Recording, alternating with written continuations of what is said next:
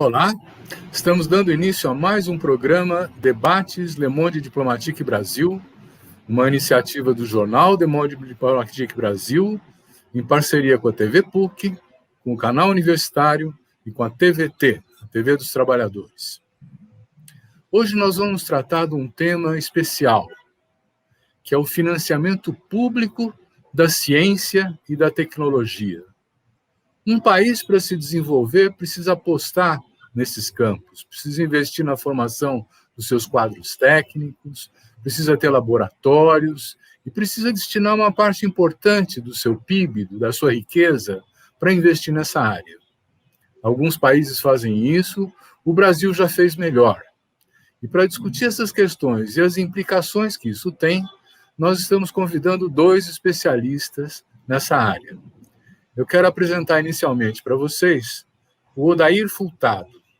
O Odair Furtado é psicólogo, ele é doutor em Psicologia Social pela PUC, é professor associado da PUC de São Paulo, trabalha no programa de pós-graduação em Psicologia Social e graduação no curso de Psicologia da Faculdade de Ciências Humanas e de Saúde. Ele coordena o Núcleo de Estudos e Pesquisas em Trabalho e Ação Social, e é líder do grupo de pesquisa do CNPq, Trabalho e Ação Social.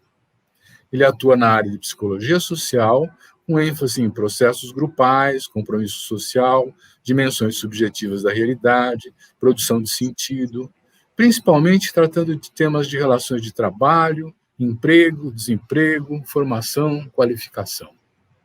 É um currículo resumido e eu quero agradecer a presença do Odair nesse debate com a gente. Quero apresentar também o Dácio Roberto Mateus. Ele é engenheiro agrônomo, doutor em Ciências Biológicas pela Universidade Estadual Paulista Júlio de Mesquita Filho, foi diretor-geral do Departamento Estadual de Proteção de Recursos Naturais, diretor da Divisão de Planejamento de Áreas Especiais da Secretaria de Meio Ambiente de São Paulo, diretor da Divisão do Jardim Botânico de São Paulo, é professor titular da Universidade Federal do ABC, é professor colaborador na pós-graduação em Biodiversidade Vegetal e Meio Ambiente do Instituto de Botânica, colabora na pós-graduação em Biotecnologia na Universidade de São Paulo e, atualmente, ele é reitor da Universidade Federal do ABC. Muito obrigado, Dácio, também por estar conosco. Eu peço desculpas porque é um currículo compactado, eu posso ter perdido muita coisa importante para relatar para os nossos telespectadores, mas o importante é que vocês estão aqui para discutir com a gente, e eu queria começar fazendo uma pergunta.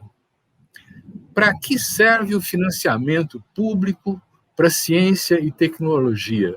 E, afinal, o que ele apoia? Eu queria perguntar inicialmente ao Dácio se ele quer começar uma reflexão sobre isso. Obrigado aí, Silvio. Prazer em estar na companhia do Odair para esse debate, que eu reputo da maior importância, sobretudo no momento em que nós estamos vivendo uma crise sanitária de dimensões mundiais, em que a ciência e a tecnologia têm sido a grande esperança para a solução desse grande problema, ou pelo menos para encaminhamento de parte desse grande problema, e que, como nós estamos vivenciando, um problema sanitário traz desdobramentos econômicos, sociais e políticos importantes, como nós estamos vivenciando. A ciência, ela, na verdade, é o campo que explora as fronteiras do conhecimento humano.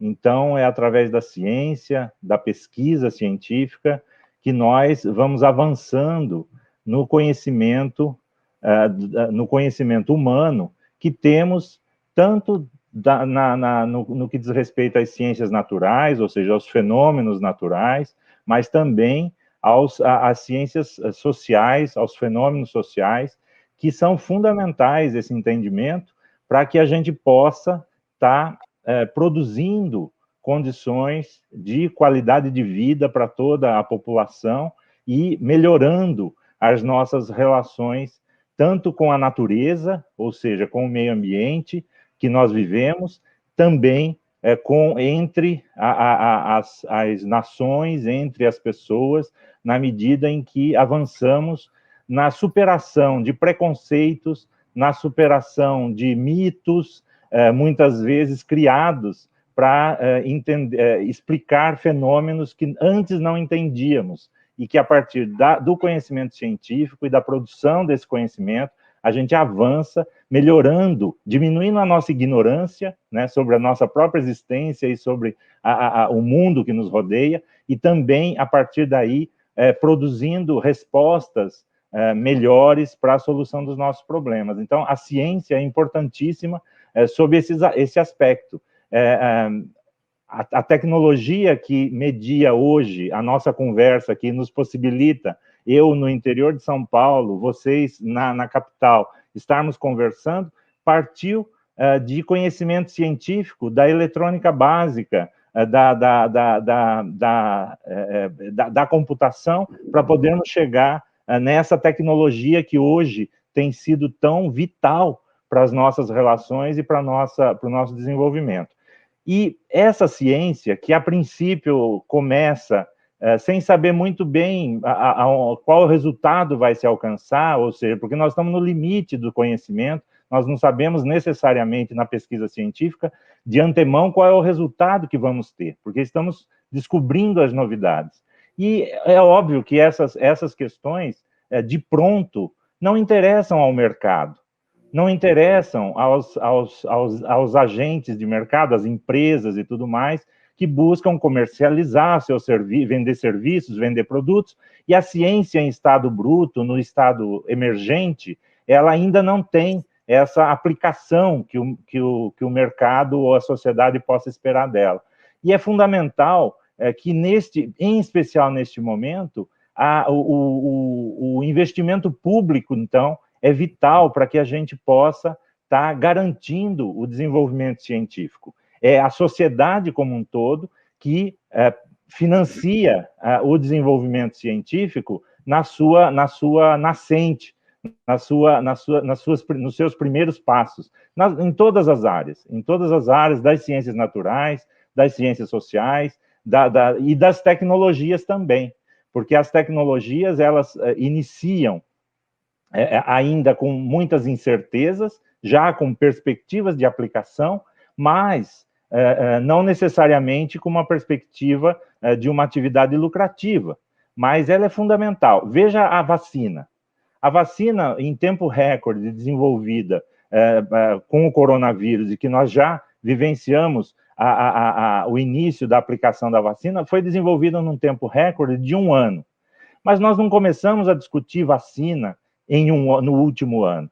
Nós discutimos vacina permanentemente durante décadas e décadas. Há grupos de pesquisa discutindo vírus, discutindo biotecnologia, discutindo tecnologias para aplicação, além, obviamente, de toda a parte de discussão de epidemiologia, como se imuniza a população, ou seja, é um conhecimento científico acumulado de décadas e décadas, que quando se depara com um problema específico, como é o caso do coronavírus agora, nós conseguimos, com relativa rapidez, produzir uma solução, ou pelo menos parte da solução, com muita rapidez. Não fosse o financiamento público de todos os países nessas áreas, hoje nós não estaríamos em condições de discutir, começar a aplicação da vacina e inclusive os laboratórios comerciais poderem trabalhar na perspectiva de comercialização disso depois de superada a pandemia.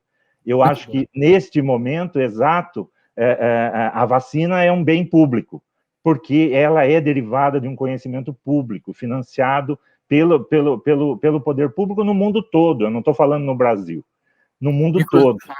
Inclusive, Dácio, a vacina da Oxford parece que tem uma decisão da própria instituição de que não vai ter lucro nesse momento com a vacina. Ela está sendo vendida a $3, né? Eu queria, então, aproveitar agora e passar um pouco para o Odair a bola. Odair, o financiamento público, o Dácio já mostrou que é importante, né?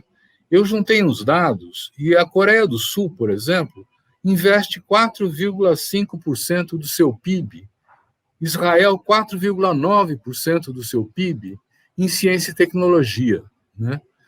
O nosso país parece que anda mal disso, né? Quer dizer, e você tem uma informação de como anda o financiamento público da ciência e tecnologia no Brasil? Quero cumprimentar inicialmente o Silvio pelo gentil convite. Quero cumprimentar meu colega Dácio Mateus, reitor de uma importantíssima universidade, uma jovem universidade e já importante universidade federal, que é a Federal do ABC. Cumprimentar os telespectadoras. Veja só, Silvio, de fato, eu não tenho neste instante exatamente o montante, não, o número do investimento brasileiro, mas ele está sendo, francamente, assim,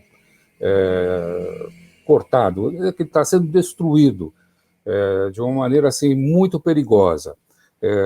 Poderia falar do que aconteceu recentemente com o Fundo Nacional de Desenvolvimento Científico e Tecnológico, que é um fundo importantíssimo e que dá garantias para a produção daquilo que o Dácio apresentou como papel da universidade e do desenvolvimento do conhecimento e da ciência e da tecnologia no nosso país. Esse fundo é o fundo que é organizado, que é regido pelo FINEP, e agora, recentemente, a PEC número 187 de 2019, extinguiu os fundos públicos de uma maneira geral. E esses fundos são fundos que sustentam a educação, sustentam a pesquisa, tá?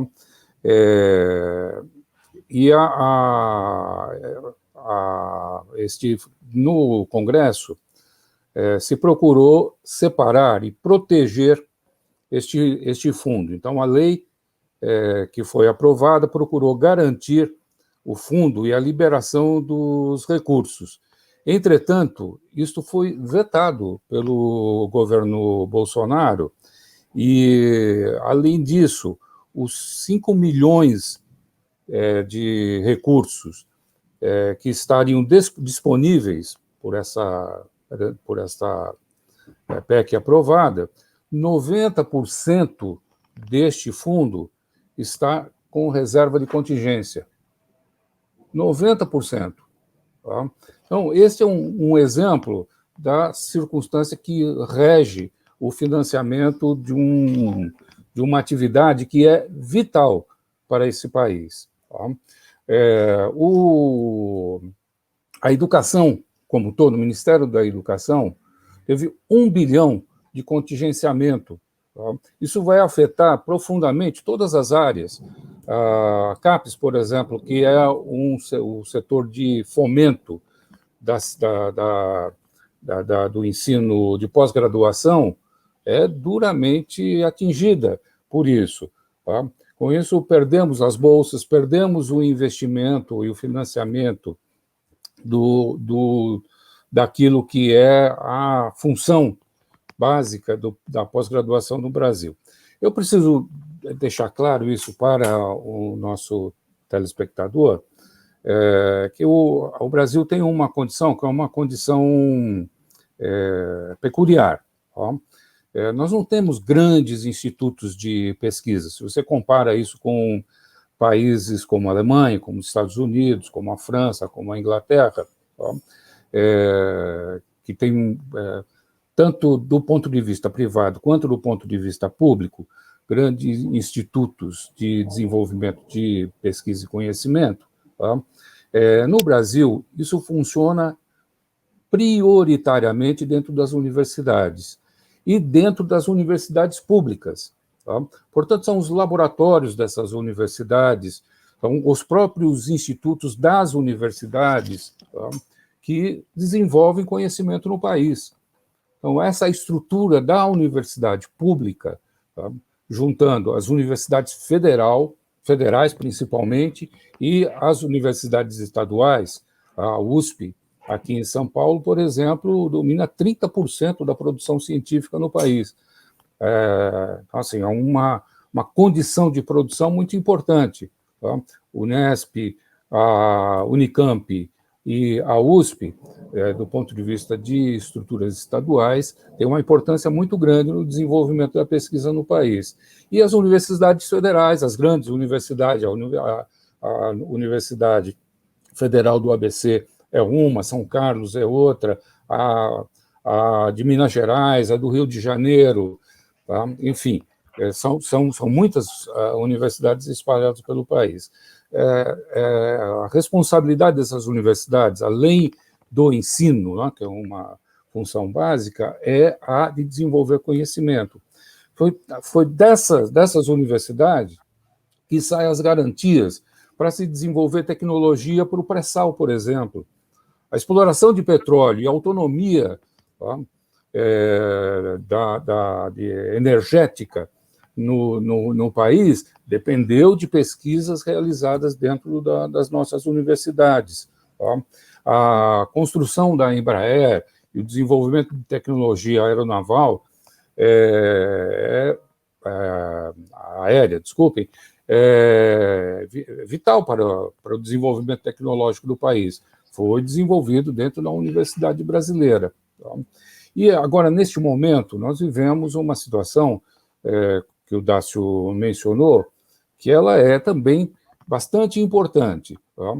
É o caso do combate à pandemia e o combate ao vírus que se dá pela vacina. São poucos os países no planeta que têm as condições que tem a Universidade Brasileira para o desenvolvimento de vacinas. Nós temos expertise para isso. Tá?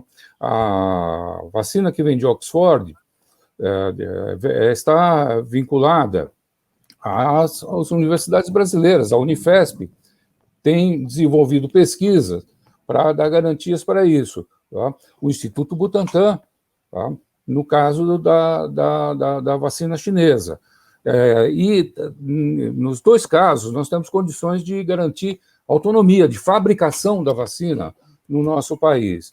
Ora, isso é vital para a saúde do brasileiro. Tá? Sem investimento, nós vamos morrer. Tá? Nós dependemos da condição do desenvolvimento, desse desenvolvimento científico, tá? Para atender, dar garantias ao povo brasileiro, à universidade em geral. Tá? Eu estou numa universidade privada, não, uma universidade comunitária, que é a PUC de São Paulo, tá? Mas aquilo que nós desenvolvemos dentro da universidade é público, é conhecimento público. Tá? É conhecimento que tem que atender ao público em geral e que tem que atender ao povo brasileiro. Você cortar o financiamento da pesquisa no Brasil é absolutamente criminoso. Tá? A gente não garantir tá, o bem-estar da nossa população é um absurdo. Aí que você está abrindo uma porta para a gente fazer uma outra discussão. Tomando essas referências do orçamento de ciência e tecnologia, que era de 5 bilhões em 2020, né? Quer dizer, a que você se referiu, Odair. Isso somente de um fundo, né? Nós não estamos colocando aí o orçamento das universidades. Isso. As universidades estão chegando a um ponto de não ter como pagar a conta de luz. Então, mas o que isso implica? Porque desses 5 bilhões, parece que foram liberados, segundo esse seu cálculo, alguma coisa como 600 milhões, né? Que foram de maneira comprometida, empenhados, né? Agora, isso implica em prejudicar os laboratórios, implica em cortar as bolsas de pesquisa no exterior, né? Quais são as consequências, Dácio, compromete a ciência e tecnologia? Não compromete? Nós temos uma gordura que pode ser cortada? Como é que é? Veja, nós tínhamos em 2010, aí só citando o que já foi falado do CNPq, o Fundo Nacional de Desenvolvimento de Ciência e Tecnologia e a CAPES, que é um importante provedor aí das bolsas de estudo para o pessoal de pós-graduação, porque é importante destacar, Silvio, que a ciência, como bem destacou daí no Brasil, ela é desenvolvida, a pesquisa científica, né, e tecnológica é desenvolvida sobretudo nas universidades, né, e sobretudo nas universidades públicas, é onde nós concentramos mais de 98% da produção científica do país, que é referência mundial, tá? Não estamos falando de uma produção insignificante. Nós somos, acho que, o 12º, 13º país em publicação científica no mundo. Então, lógico, estamos distante dos Estados Unidos, da China hoje. Não é à toa que a China se coloca como um líder mundial no mercado mundial, porque investe historicamente, tem investido, e hoje está em segundo lugar em produção científica no mundo. Então, a ciência gera riqueza para as nações que investem em ciência. E no nosso caso, nós tínhamos em 2010, por exemplo, a somatória desses três orçamentos, CNPq, o Fundo Nacional e a CAPES, chegava perto de 8 bilhões de reais. Chegamos em 2015 para mais de 13 bilhões, perto de 13 bilhões de reais em 2015, nós estamos falando de 5 anos atrás. E hoje nós chegamos à somatória desses 3 orçamentos para perto de 5 bilhões, como você citou, né? É uma queda muito, muito acentuada e muito grande. E, em especial, no Fundo Nacional, como bem destacou o Odair, com 90 e tantos % de contingenciamento, e isso aconteceu, sobretudo, nos últimos 3 anos, nos últimos 3 a 4 anos, contingenciando esse fundo, que é vital para financiar o quê? Importação de equipamentos e insumos para pesquisa. Nós ainda não somos autônomos e independentes na produção de equipamentos de altíssima sensibilidade e de insumos para essa pesquisa. A UFABC, por exemplo, acaba de importar, com recursos da FINEP, acaba de efetivar a importação, mas é um processo que já dura 3 anos nas negociações para a liberação dos recursos orçamentários da FINEP, um microscópio de transmissão eletrônica. Eu estou falando de um equipamento de 5 mil dólares, né?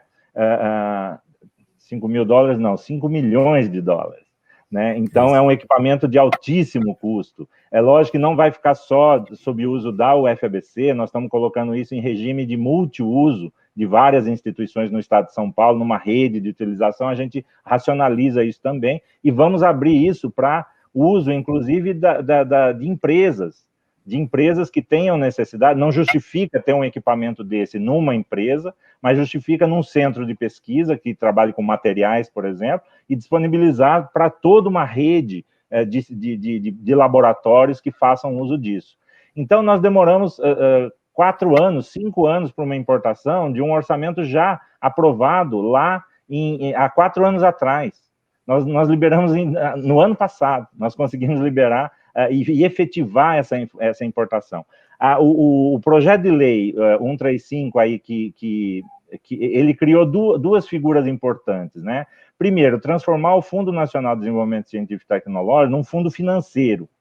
Ou seja, ele não é só um fundo orçamentário, ele é financeiro na medida em que ele é fruto de arrecadação, sim, dos diversos setores, dos fundos setoriais, que tem por obrigação legal destinar parte dos recursos, por exemplo, da indústria do petróleo, da indústria de telecomunicação, do agronegócio. Isso já está na lei, de que esses setores destinam percentuais relativamente pequenos da sua produção para ciência e tecnologia, que é colocado nesse fundo. E esse fundo não era convertido imediatamente em dinheiro vivo, em recursos. Era colocado como um caixa de orçamento, onde o governo federal podia disponibilizar ou não, fazendo essa manobra do contingenciamento. E o projeto de lei além de transformar o fundo num fundo financeiro, também limita o poder de contingenciamento do executivo sobre esses recursos que já vêm dos setores, né? Na medida, só que ele foi vetado, o projeto foi vetado justamente no coração, na essência do projeto, que é a impossibilidade do contingenciamento pelo governo federal desses recursos. O que acontece? Um equipamento que estava nos Estados Unidos, disponível para nós há 4 anos atrás, a um custo, nós tivemos que ficar 4 anos renegociando custos, e óbvio que aumentou o custo. Então, renegociando o custo porque o dinheiro do fundo estava contingenciado. E o dinheiro existe, isso é que é mais maluco, né? O dinheiro existe, está lá, só que estava contingenciado para outras despesas do governo federal. E isso paralisa... Exatamente, e isso paralisa, na verdade, as nossas atividades. Então, eu tenho dificuldades em importar equipamentos, eu tenho dificuldades em financiar os bolsistas, porque, como eu estava falando, a pesquisa é feita, sobretudo, nas universidades, e o programa de pós-graduação, que formam mestres e doutores, é uma mão de obra fundamental para a execução desses projetos de pesquisa.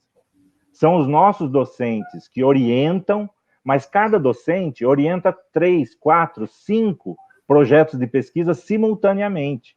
E não vai fazer isso sozinho, obviamente. Nós fazemos isso apoiados pelos bolsistas.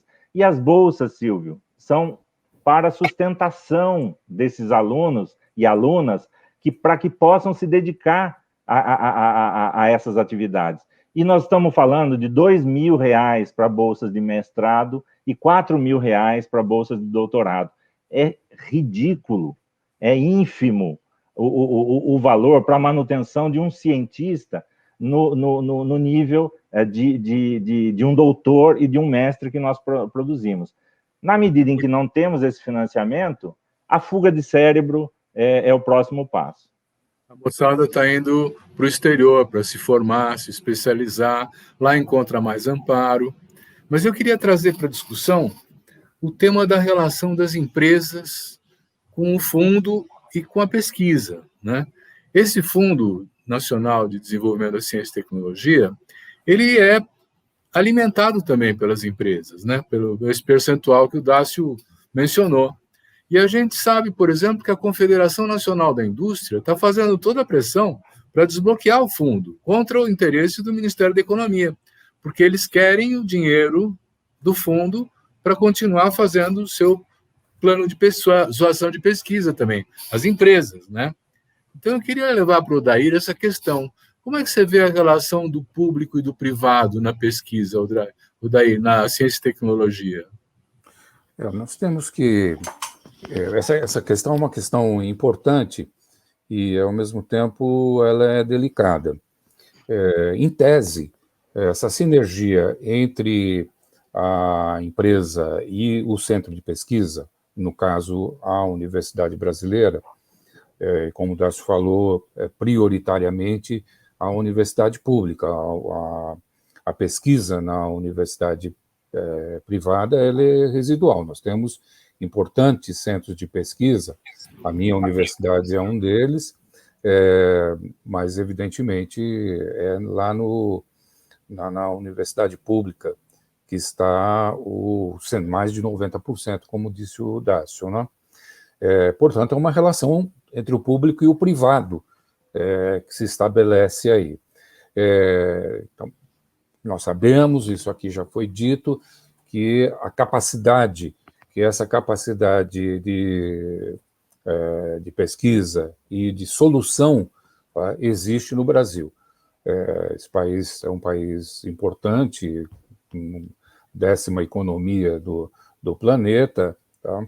E, portanto, ele precisa evitar o desenvolvimento de conhecimento, tá? Para garantir, inclusive, a autonomia do país. Então, é muito importante.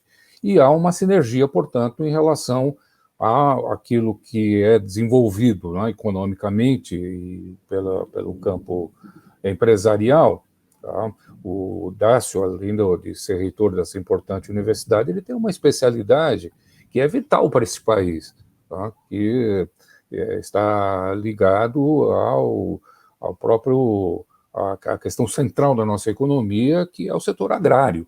Tá?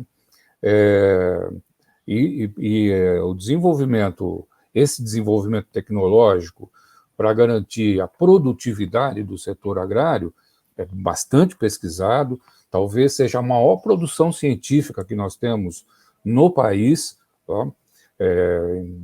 De publicações e de desenvolvimento de pesquisa, tá?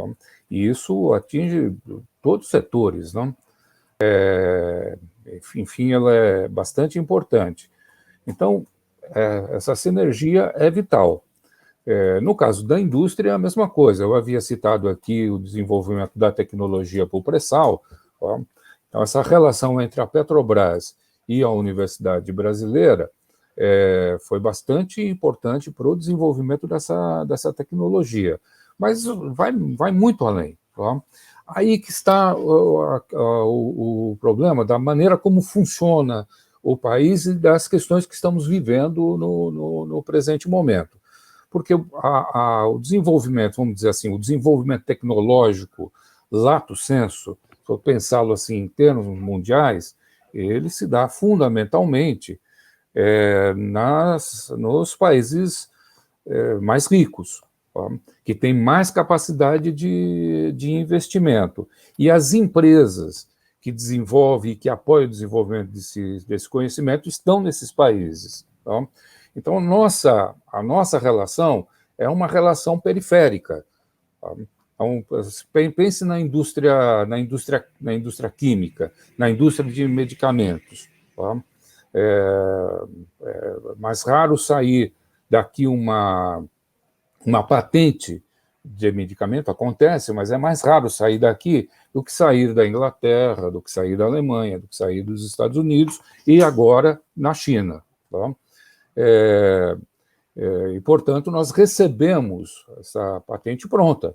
Tá? Nós pagamos royalties para esse medicamento, que foi desenvolvido num outro lugar. Tá? Então, portanto, se a gente estabelece sinergia entre a demanda da empresa e a capacidade de produção de conhecimento, nós começamos a desenvolver tecnologia de interesse dos brasileiros dentro do nosso país. Essa é uma forma de competir, tá, com esses países mais ricos. Nós temos condições para isso, mas para isso nós dependemos de um real investimento nas nossas universidades, nos nossos laboratórios. Tá? E o investimento, a indústria brasileira, o campo produtivo no Brasil, também não tem uma capacidade ou um interesse de fazer este investimento. Daí este interesse aí da Confederação Nacional das Indústrias na verba, esta verba que está ali no Fundo Nacional de Desenvolvimento Científico. Tá? Eles podem argumentar que pagam impostos, que esta verba vem, tá, dessa capacidade produtiva brasileira, tá? Mas o que nós esperamos na universidade é que esta sinergia implique em que o dinheiro do setor produtivo também entre na universidade para garantir alguma coisa que volta para o setor produtivo. Uhum. Muito bom. Deixa eu entrar também agora. Eu acho que, por exemplo, a gente pode lembrar o caso do cargueiro, né, militar da Embraer, que foi um sucesso de tecnologia no mundo inteiro, né, que é uma das coisas que foram desenvolvidas aqui, com capacidade brasileira, com o ITA por trás, o Instituto Tecnológico da Aeronáutica, né, mas também temos outros dados que mostram que também a gente não está tão bem assim, né? O Brasil, em 2020, era o 68º país no campo da inovação, medido pelo número de patentes, essas coisas, né? Ou seja, nós estamos bem atrás de outros países que investem mais. Mas eu queria me dirigir ao Dácio dizendo o seguinte, Dácio, quer dizer, nós temos um potencial enorme, né? E no campo, por exemplo, da biodiversidade, é um dos campos que, se a gente investir em pesquisa, pode dar bons resultados, não é isso? Você tem algum comentário a fazer? Sem dúvida, Silvio. na verdade, a biodiversidade brasileira é uma riqueza ainda inexplorada, e em grande parte por ser desconhecida, né? Ela é uma biodiversidade que carece de conhecimento. Infelizmente, as decisões que temos tomado, sobretudo nos últimos anos, sobre a biodiversidade brasileira, têm levado à extinção de biomas, ou seja, de florestas, de ambientes naturais, antes mesmo da gente conhecer. Muitas e muitas espécies têm sido extintas localmente, e é muito comum, com a biodiversidade tão rica como é a brasileira, ter ambientes muito especiais que abrigam números enormes de espécies, de micro-organismos, de pequenos animais, de plantas e de grandes animais, com um potencial biotecnológico, por exemplo, absurdo, mas ainda desconhecido. Só para ter uma ideia, na década de 60, uma pesquisa em micro-organismos de raiz de leguminosa, ou seja, raiz de feijão, de soja, são essas plantas leguminosas que dão vagens, né, que dão os legumes, descobriu a capacidade de fixação de nitrogênio do ar por esses micro-organismos. Então, micro-organismos, bactérias associadas à raiz dessas plantas, são capazes de fixar nitrogênio do ar. Foi a pesquisa brasileira que descobriu isso, foi a pesquisa brasileira na Federal do Rio de Janeiro, uma equipe de pesquisadores na Federal do Rio de Janeiro descobriu isso, e praticamente torna a nossa agricultura quase que independente da importação de nitrogênio, que é um fertilizante importantíssimo e fundamental para a produção agrícola, né? Então, é só um exemplo que já remonta a algumas décadas aqui, e que as nossas universidades, e nesse setor, apoiado pela Embrapa, que é uma empresa brasileira de pesquisa agropecuária, tem produzido e sido responsável pelo aumento da produtividade agrícola no Brasil, que praticamente tem sustentado a nossa balança comercial. É uma área extremamente importante. Então, há que se investir na pesquisa sobre a nossa biodiversidade, justamente na linha de produção de fármacos, na linha de produção de materiais de energias renováveis, em diversas frentes, na linha de cosméticos. Existem já algumas iniciativas e algumas empresas investindo nessas linhas, mas cada vez menos recursos públicos sendo investido nesse campo, né? O que é uma visão estratégica absolutamente na contramão do resto da ciência mundial. Na verdade, desvalorizar a nossa biodiversidade. O Brasil é dos países mais mega diversos do mundo, né? E nós temos, então, uma riqueza incalculável à disposição para a nossa soberania, e também para contribuir com a melhoria de qualidade de vida do planeta, né? Eu não diria nem só do mundo. As tecnologias associadas à produção agrícola sustentável, ou seja, que depende justamente da manutenção dos nossos ambientes naturais, tem que ser muito mais conhecido.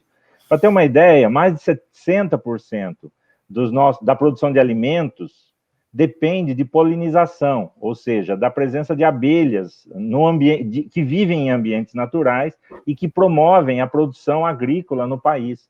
Nós estamos devastando nossas florestas, ao invés de aumentar a pesquisa sobre essas capacidades de produção, e que, na verdade, há uma falsa dicotomia de que a preservação ambiental inibe ou impede o progresso, quando, na verdade, é a proteção ambiental que permite o aumento da produção agrícola, por exemplo, que é um setor fundamental na vida, na economia brasileira, por exemplo.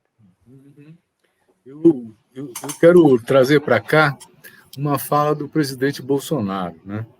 Quando ele deu posse ao atual ministro da Ciência e Tecnologia, o Marcos Pontes, que é tenente-coronel da Aeronáutica, né, e que foi o astronauta brasileiro, ele prometeu que ele ia dobrar o investimento em ciência e tecnologia, que ele ia chegar a 3% do PIB.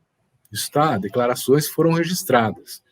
E o ministro da Economia, o Guedes, faz o contrário. Ele está cortando e deixando à míngua, né, os programas já existentes. Que falar dos potenciais de programas futuros, né? Eu queria me dirigir, então, ao Odair, perguntando, Odair, se esse financiamento for restabelecido, né, se nós tivermos mais dinheiro para pesquisa, o que a universidade vai fazer? Bem, acho que com as nossas falas até o momento, particularmente agora a fala do Dácio, a gente já tem uma ideia de que desenvolvimento científico e ter pessoal preparado para a pesquisa e o desenvolvimento científico é vital para um país. Tá? Todos os países desenvolvidos no mundo têm um grande investimento no campo da pesquisa e do ensino de excelência. Você mesmo, Silvio, citou logo no início do programa o investimento que faz a Coreia do Sul em pesquisa. Então, essa é uma questão estratégica para qualquer país, é estratégico aqui no Brasil. Tá? Bem, então, momentos que são momentos de crise, a crise econômica, e momentos em que cortes são necessários, deve-se pensar que desinvestir numa área vital é prejudicar o país mais adiante. Tá? Então, esta política, essa concepção ultraliberal do nosso ministro e do governo federal brasileiro, tá, ela é absolutamente equivocada. Tá? Ela joga a criança junto com a água do banho. Ela quebra, ela rompe, ela destrói o futuro desse país. Então, neste momento, seria muito importante garantir este investimento. Nós não estamos falando aqui de dois gestores de universidade brasileira, nós não estamos falando aqui em uma defesa em causa própria. Nós estamos falando na defesa deste país. Tá? Nós temos exatamente estamos aqui na condição de brasileiros que querem ver este país crescer e querem ver este país autônomo. E o desenvolvimento do conhecimento e o desenvolvimento tecnológico é vital para isso. Agora, uma universidade como uma universidade federal, como a Universidade Federal do ABC, como todas as universidades federais deste país, ela não tem recursos, a não ser o recurso para se manter. Então, nós dependemos de uma política, que é uma política de investimento. Uma política que seja discutida amplamente. Nós temos órgãos aqui que são importantíssimos. Não? A SBPC, por exemplo, que discute uma política geral de desenvolvimento científico para o país. O que é a SBPC? A Sociedade Brasileira para o Progresso da Ciência. Tá? Um organismo que é um organismo tradicional no Brasil, com quase 60 anos de existência, 70, né, Dácio? E que reúne todos os pesquisadores de todas as áreas para tentar pensar amplamente o que é o desenvolvimento científico brasileiro. Então, cada universidade está lá representada, está procurando construir esta política. O Congresso Nacional também faz parte disso. Tá? Quem constrói as leis, nós dependemos dessa regulamentação, tá?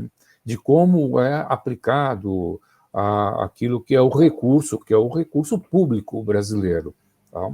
Isso tem que ser feito com todo o cuidado possível. Tá? Então, todos os setores discutido isso, inclusive o próprio governo. Tá? Mas é vital esse financiamento. Então, isso tem que ser pensado na maneira de como nós pensamos para as gerações futuras, o que nós queremos com as gerações futuras. Cuidar do meio ambiente é cuidar do que será a vida dos nossos filhos, dos nossos netos, das gerações futuras que virão. Nós queremos que eles herdem um país que seja um país autossuficiente, que tenha condições de melhorar a condição de vida dos brasileiros. Nós temos um problema no Brasil, que assim, é horroroso e é uma questão central, que é a diferença social que nós enfrentamos. O nosso país, que é um país com muitos recursos, 10ª economia mundial, é um dos países que concentra o maior número de pobres, a maior diferença social do planeta. Uma das mais isso assim, é escandaloso que isto ocorra nesse país. E para isso nós precisamos de desenvolvimento de conhecimento. Nós precisamos pensar como superar os nossos problemas. Dácio, para ficar mais claro para a gente, o que a gente faria se tivesse mais recursos? Você falou, eu comprei um microscópio. É uma ferramenta para a universidade, né? É uma ferramenta para fazer alguma coisa, que não ficou ainda tão claro o que é, né? Com o reitor da Universidade do ABC, né, o que você investiria na área de ciência e tecnologia? E nós estamos chegando... Só uma coisinha, nós estamos chegando ao final do nosso programa, o papo vai rápido, né? Então eu vou pedir que você e o Odair, na sua última intervenção, usem mais ou menos 2 minutos cada um para a gente terminar o programa. Tá bem. Por favor. Complexa a sua pergunta, porque minha lista é longa, mas resumirei isso em grandes ações. Na verdade, é importante dizer que quando nós queremos recurso, não é um cheque em branco para usar em qualquer coisa, né? Nós submetemos projetos para avaliação das agências de fomento à pesquisa, que vai fazer uma análise comparativa dos diferentes projetos ao nível nacional e vai investir esses recursos nos projetos julgados prioritários, de melhor qualidade, com as equipes melhor preparadas para desenvolvê-lo. Então, não é qualquer projeto. Não há uma divisão igualitária entre todos e cada um faz o que achar melhor e tal. Esse microscópio, por exemplo, nós disputamos recursos com o país inteiro, e a nossa equipe foi eleita, então, como competente para desenvolver as pesquisas, no caso, as pesquisas, sobretudo, de nanomateriais, na linha de desenvolvimento e de conhecimento, né, de materiais e nanoestruturas. Então, há uma concorrência entre nós mesmos para melhores projetos. No caso, nós temos investimentos, né, e capacidade de investimentos nas linhas de energia, na linha de saúde mesmo, desenvolvimento de entendimento de mecanismos que desencadeiam uma série de doenças e como propor tratamentos terapêuticos para isso. Tecnologias para indústrias 4.0 e 5.0, na área de informática, na área de inteligência artificial, na área de meio ambiente, como recuperar ambientes, como melhor utilizar os biomas que temos, na área de planejamento territorial, na área de políticas públicas, na área de economia e sociedades digitais, ciência e tecnologia, na área de aeroespacial e defesa, que nós temos grupos de pesquisa muito fortes e significativos, ou seja, são essas várias áreas. Nós temos um trabalho iniciado e em desenvolvimento com a indústria, a indústria do ABC, por exemplo, de vários setores, da metalurgia, da química fina e muitos outros, que nós temos um programa que se chama os mestrados acadêmicos industriais e os doutorados acadêmicos, onde a gente busca a relação com essas indústrias na busca e desenvolvimento de projetos que possam fazer uma requalificação dos nossos setores produtivos regionais e nacionais, enfim, são muitos... Ficou muito claro que a lista é enorme. Eu peço só desculpas nesse momento, porque o nosso tempo está limitado, né? Seria fantástico continuar ouvindo a sua ampla gama de frentes de trabalho, né? Mas o tempo está limitado. Eu queria pedir, então, ao Odair que nos desse as suas últimas palavras também, rapidamente, para a gente encerrar o trabalho. Veja só, Silvio, Dácio, que curioso, né? Nós poderíamos estar aqui exatamente discutindo grandes projetos para o país e pensando em que soluções que estamos encontrando, o que está fazendo a Universidade Brasileira. E, nesse momento, a circunstância que nós vivemos nos impõe esta obrigação de fazer uma defesa da ciência, da importância da ciência, tá? De colocar o público em geral, o público que está assistindo a este programa, de que a ciência tem importância, de que ela não é desprezível, como alguns pensam neste país, e que ela é vital para a gente. Tá? Nós temos o Brasil, desse ponto de vista, da capacidade dos seus cientistas, na capacidade do seu campo científico e o seu campo de desenvolvimento científico e tecnológico, ele tem jeito, ele dá conta de fazer a sua parte e contribuir para um Brasil melhor. Tá? Infelizmente, estamos sendo constrangidos, tá? De uma maneira assim que está nos levando à morte. Tá? Estamos nos sufocando. Nós, assim, vamos para fazer uma metáfora, tá? Estamos precisando do oxigênio. O oxigênio é o financiamento à ciência brasileira. E a derrubada do veto ao projeto de lei 135 que está no Congresso, justamente para ser avaliado o bloqueio. É para impedir o bloqueio do financiamento do Fundo Nacional. Essa é a responsabilidade cívica dos nossos parlamentares. Nós precisamos de oxigênio em Manaus, nós precisamos de oxigênio nas capitais, nós precisamos de oxigênio na nossa ciência. Eu quero agradecer muito a participação do Odair Furtado e do Dácio Roberto Mateus. Foi uma discussão muito interessante. Quero agradecer também a você que nos assiste e dizer que semana que vem tem mais. Obrigado.